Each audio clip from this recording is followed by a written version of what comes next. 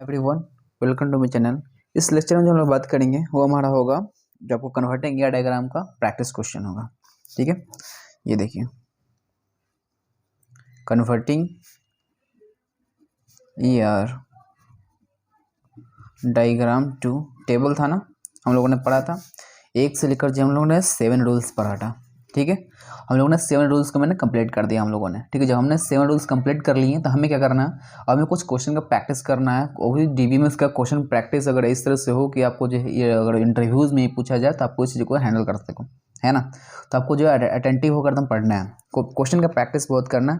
Question number first ये है कि देखिए हमें क्या दिया हुआ है, इस तरह से हमें दिया हुआ है कि पहला सिंह ये रहा आपका एंटिटी, राइट, ये रहा आपका एंटिटी और ये रहा आपका R1 रिलेशनशिप। ठीक है, ये हमारे पास किससे है, एक और हमारे पास है P, ये भी हमारा क्या है एंटिटी है, और एक और यहाँ पर क्या है रिलेशन है R।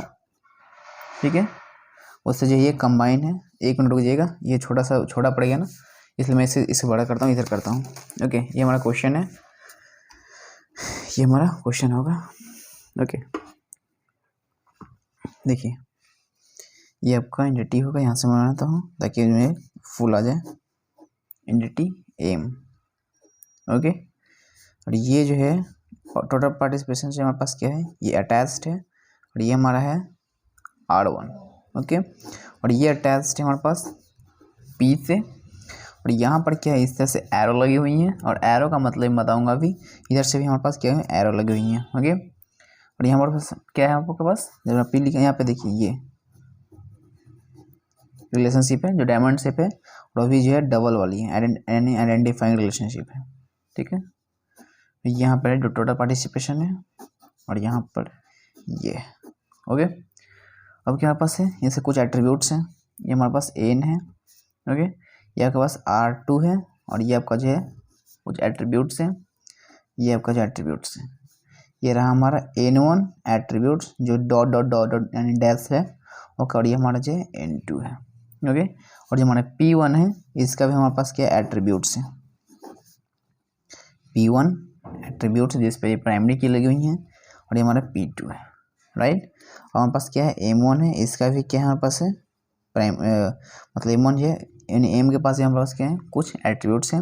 M1 जो एक प्राइमरी की है, M2 जो एक नॉर्मल है, और M3 एक जो नॉर्मल है। ठीक है, और ये क्या हमारे पास है N1 1 N। ओके, ये हमारे पास टोटल पार्टिसिपेशन, उसके बाद यहाँ पर टोटल पार्टिसिपेशन। अब इस तरह से क्वेश्चन दिया हुआ है, बहुत ही इंपॉर्टेंट क्वेश्चन है। मैं आपको बताऊँ, आपको ये बहुत ही इंपॉर्टेंट क्वेश्चन है, राइट। अब हमें क्या बताना है, इसमें कितने नंबर ऑफ टेबल्स बनेंगे, मतलब find the minimum number of tables जो इस ईआर डायग्राम के लिए ज़रूरत है। यानी अगर इसका क्वेश्चन में अगर बनाओ तो ऐसे होगा, फाइंड दी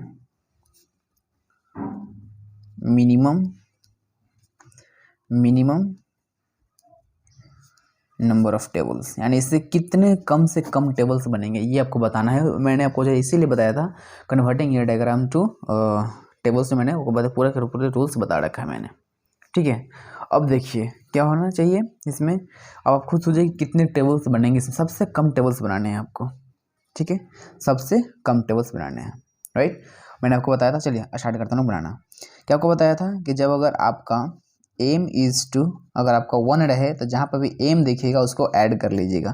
तो यहाँ पर क्या है एन है, एन है एम हो कोई बात नहीं, एन है या एम हो उससे कोई मतलब नहीं है। जहाँ पे भी देखिए आपको ऐड कर लेना है, ये दोनों का ऐड कर लीजिए सिंपली, है ना। एक टेबल बन गया हमारा। चलिए उस टेबल को लिख लेते हैं। यहाँ पे क्या लिखेंगे, यहाँ पे MR1 लिख लिया। अब इसके एट्रीब्यूट्स हम लोग लिखेंगे। ओके, और क्या लिखेंगे हम लोग, M1 जो प्राइमरी की है, M2 एंड M3 लिखेंगे जो यहाँ पे लिखा हुआ है। ओके, और आपको ये पता होगा कि जो ये रिलेशनशिप है तो वो जो अगला जो अटैच्ड होता है एंटिटी उसका भी प्राइमरी की को लेता है। ये देखिए P1 है ना, तो ये किसके जैसा काम करेगा, प्राइमरी की, और ये किसके जैसा काम करेगा, फॉरेन की। यानी एक टेबल ये बन गया, इस तरह से एक टेबल बन गया जिसका क्या नाम है MR1, जिसमें क्या आ जाएगा M1 M2 M3 and P1। ठीक है। यहाँ से आ जाएगा M1 M2 उसके बाद है M3 और जाएगा P1। तो ये हमारा क्या होगा, एक टेबल बन गया। ओके, और हमने क्या पढ़ा था, अच्छा एक और देख लेते हैं हम लोग। हाँ यहाँ पे भी देखिए, यहाँ पर क्या हमारे पास है एन है ना, एन है, तब इसको ऐड कर लीजिए। यहाँ पे टोटल पार्टिसिपेशन का भी है, तो टोटल पार्टिसिपेशन जहाँ पर भी देखिएगा, जाहिर सी बात यहाँ पर भी देखिए टोटल पार्टिसिपेशन था, तो आप दोनों को ऐड कर लीजिएगा। जहाँ पे देखिएगा कि अगर इस तरह आपको मैं बताया था पिछले में कि अगर आपका जो है वीक एंटिटी सेट हो और आइडेंटिफाई रिलेशन हो, तो दोनों के बीच में अगर टोटल पार्टिसिपेशन हो तो दोनों क्या करना है, ऐड करना है। ये देखिए इसको भी ऐड कर लिए, ठीक है। सेकेंड में क्या बनेगा, NR2। ओके, और मैं क्या करना है, और मुझे क्या बनाना, प्राइमरी की बनाना पड़ेगा, ठीक है। और हमारे पास क्या है, प्राइमरी की बनाना पड़ेगा। और यहाँ पर क्या, ये हमारा प्राइमरी की नहीं है, ठीक है। N1 प्राइमरी की हमारा नहीं है, ठीक है। तो ये बात पता है कि ये क्या हमारे पास रिलेशन है, तो इसको जो है इससे भी लेंगे, तो इसका क्या हो जाएगा P1। ओके, ये आपका प्राइमरी की नहीं है, ये डैश्ड है, ठीक है। ये डैश है तो प्राइमरी की नहीं होती है। ओके, ये डिस्क्रिमिनेटर होती हैं। ओके, डिस्क्रिमिनेटर कहीं भी जो प्राइमरी की नहीं होता है, वर्क करते हैं प्राइमरी की तरफ। जब अगर यहाँ पर जो रिलेटेड अगर इससे है तो इसका प्राइमरी की है, तो ये फुल जितने भी टेबल बनेंगे उसका प्राइमरी की P1 हो जाएंगे। हमारा क्या हो गया, P1 N1 एंड N2। ये क्योंकि जो रिलेटेड है इससे ना, तो देखिए आपको मैंने ये बताया, और इससे ये रिलेटेड है, इसे मतलब एक रिलेशन से एंटिटी रिलेटेड है, और एंटिटी जो रिलेटेड का जो प्राइमरी की है उसको ये खींच लेता है ना, तो इसलिए दोनों को बना दिया, ये बन गया, यानी एक और बन गया टेबल हमारे पास, एक और टेबल बन गया। किसमें बना, P1 N1 N2, ये बन गया। और पास थर्ड बच गया सिर्फ P। चलिए P कहीं तो कहीं तो हो नहीं रहा, तो P में जो बचेगा अब डायरेक्टली लिख देंगे, क्या, P1 प्राइमरी की P2, सिंपली हो गया ना।